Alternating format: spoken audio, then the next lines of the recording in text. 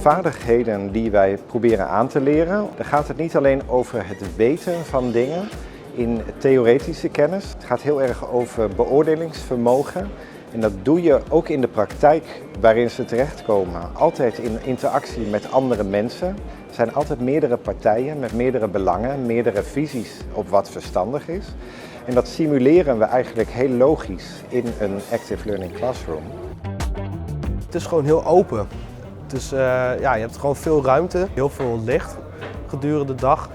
Dus dat nodigt ook wel uit, want anders zit je ook maar een beetje in een donker lokaaltje. Je kan ook wel echt lang doorwerken hier. Het is gewoon open voor iedereen, dus dat is ook perfect. In het format hebben we altijd dat er een inspiration lecture is, vaak 's morgens of aan het begin van de week.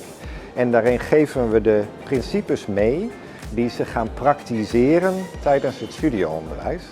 En we leren dus niet alleen maar de praktijk van zo doe je het, maar we leren juist de reflecterende cyclus tussen theoretisch abstract principes ontdekken en daarna in de praktijk kijken wat dat waard is, wat je ermee doet, hoe het betekenis krijgt en daarna ook weer terug naar de reflectie van wat heeft het praktiseren je dan weer aan nieuw inzicht over die principes aangeleerd.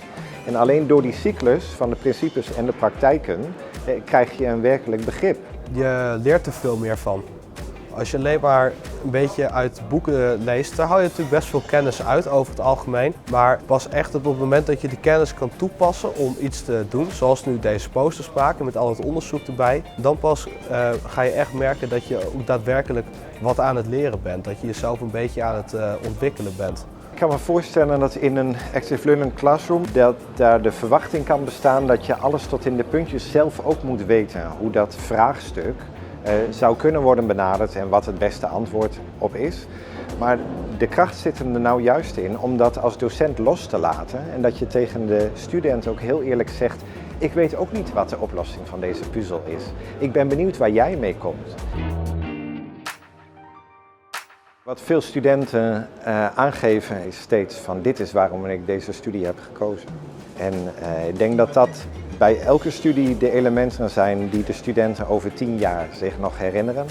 Al die uren in collegezalen die wel de principes meegeven om mee aan de slag te kunnen, want je kunt nooit vanaf nul beginnen. Die zullen ze zijn vergeten, maar die sessies dat ze met een groep een bijzonder inzicht of een unieke oplossing hebben gevonden voor een ontwerpprobleem, dat zal ze hun hele leven bijblijven.